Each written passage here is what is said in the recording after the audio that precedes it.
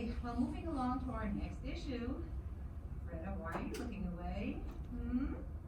Remember, she warned us about her hearing husband. Well, Freda, tell us, is it easy?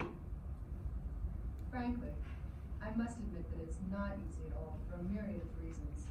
We differ in so many respects: gender, background, personality, and the greatest clash of all centers around cultural conflicts. That has proven to be the greatest challenge. And what's helped us tremendously in this process has been our learning about culture and applying it to our own day-to-day lives. Intellectually getting a grasp of the significance of culture on our views has helped us to go beyond the emotions, to analyze the anger and the hurt feelings so that we could resolve and avoid repeating painful episodes. Let me give you a concrete example. Sometimes Rico would be sitting in the living room with the TV on. I come in and we engage in conversation. Oh, by the way, he's really fluent in sign language. There I go protecting him again. Anyway, we'll deal with that later. So we're talking, and he starts glancing at the TV screen. Well, he does it a few times, and I feel offended. How rude of him. It made me so mad, I just yelled at him. What's so important on the TV? You're being very impolite. Well, we figured it out. Rico was just checking the baseball scores, which is fine with me. I wouldn't even mind if he wanted to have a glimpse of a pretty woman. But he must let me know why before he might look away. Then it's fine. I think deaf people are very sensitive to any change in eye behavior, so it really throws us when someone does it and we don't know why. I mean, if someone didn't let me know, I'd just leave. So it's things like that we've been working on, and over the years, we have minimized the conflict. Next. Well, it certainly hasn't been easy for you, Freda. How do deaf people feel in general about these marriages? Dick? Well, it's very difficult. Those marriages don't succeed very often. It's like Freda pointed out. There are too many cultural differences. Yes, it's so true. Could I add something here that I neglected to mention? Earlier I was somewhat defensive about having a hearing husband. Let me explain why. Before marrying Rico, we were together for 6 years. Our love managed to survive all the tests it had to and more. So we married. And when I'd see deaf people and tell them I was married, they would naturally assume it was to a culturally deaf man. Then I had to break the news, and the reactions were less than positive. Now, I could have responded that it was my decision to make, and it was a good one. But I must have known somewhere that I was violating the norm because I find myself rattling off all of the evidence of Rico's commitment to the deaf world. His fluent signing, his social involvement, and on and on. So I think that the norm that I did follow was that to marry a hearing person, you better have culturally acceptable reasons. Agree? Thanks, Freda. I believe that in general, deaf people don't approve of deaf-hearing marriages. I remember many family dinners growing up where some pretty heavy subjects were discussed. Of course, I was usually the catalyst for those heated debates. I'd ask my father if I could marry a hearing person when I grew up, and he'd become outraged. It was forbidden.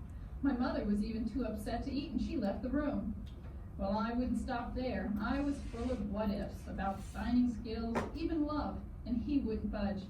He went on and on about how a hearing husband could easily cheat on me because of the phone and talk behind my back. Even if he signed around me all the time, there would always be moments when he could take advantage and make a pass right under my nose, and I'd right in front of me. But, you know, Dad had some pretty good arguments. He reminded me of the mixed marriages we'd seen and how the deaf person starts losing contact with their social groups and their culture. How neither husband nor wife could fit into the other's world. How it put such a strain on the relationship that most often those marriages end in divorce. I grew up with these perceptions and norms deeply ingrained in me. And even though there is much more contact with hearing people in this generation, something inside me says no. I've met attractive and very likable hearing people and try to imagine them as a marriage prospect. But what it always boils down to is that deeply deaf part of me that I wouldn't be able to share. There'd be too many cultural obstacles for me that override the possibility of such a relationship. I suppose it's like other ethnic groups that have strong norms about in-group marriage. To want to marry somebody outside is to tell your own people that they aren't good enough, that marrying outside is a step up, somehow better than marrying someone like you, and that flies in the face of group solidarity and respect. What about you, Dick? Oh, I'd never consider marrying a hearing woman. I know I'd be uncomfortable in that kind of relationship. And the odds are really against it working out anyway. Marriages like that make it require extraordinary effort. but I'm just not willing to go through that. Why make life so complicated? Yes? I wholeheartedly agree with the panel. I'm a product of a mixed marriage, and believe me, it doesn't work.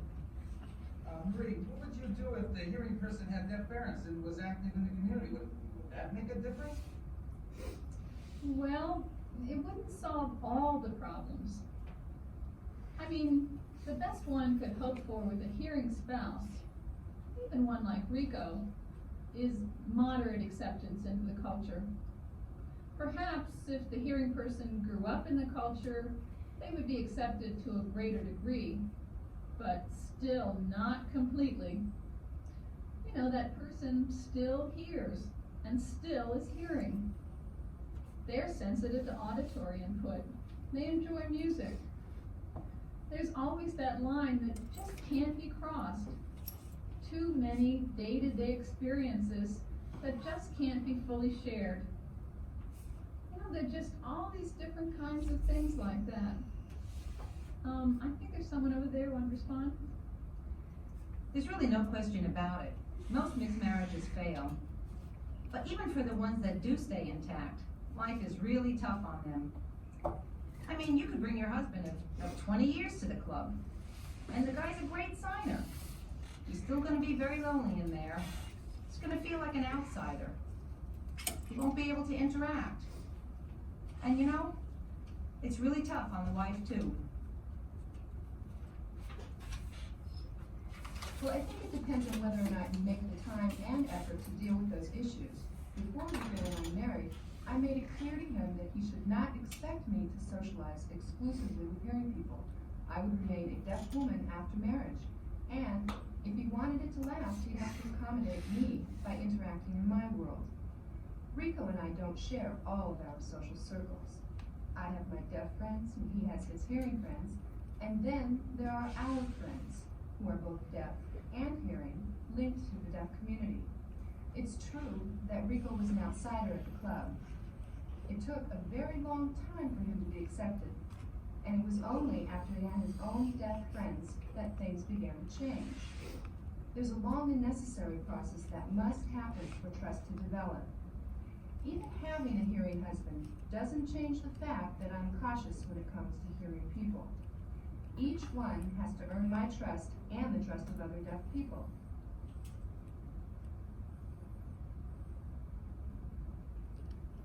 Yes, down here?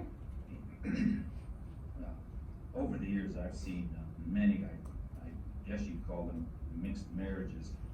And the only way they seem to work, if you want to call it that, is if one of the parties completely abandons their own culture and takes on the culture of the other as their own. Now, I know of this hearing wife who doesn't even have one hearing friend.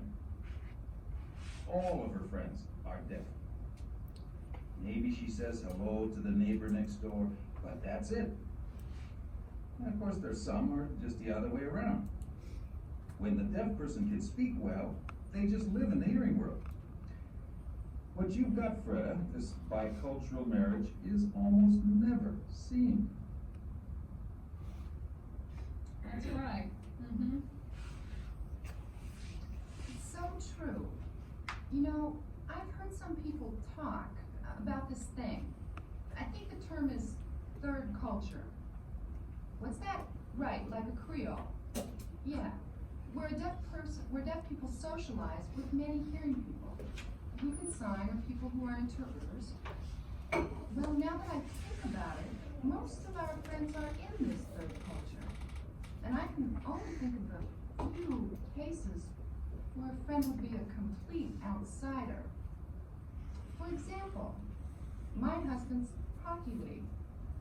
His pals are all hearing, but all of our work and social life is within this third culture.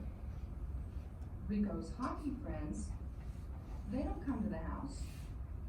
Only people who can sign come into our home, both deaf or hearing. So maybe that's why it works for us.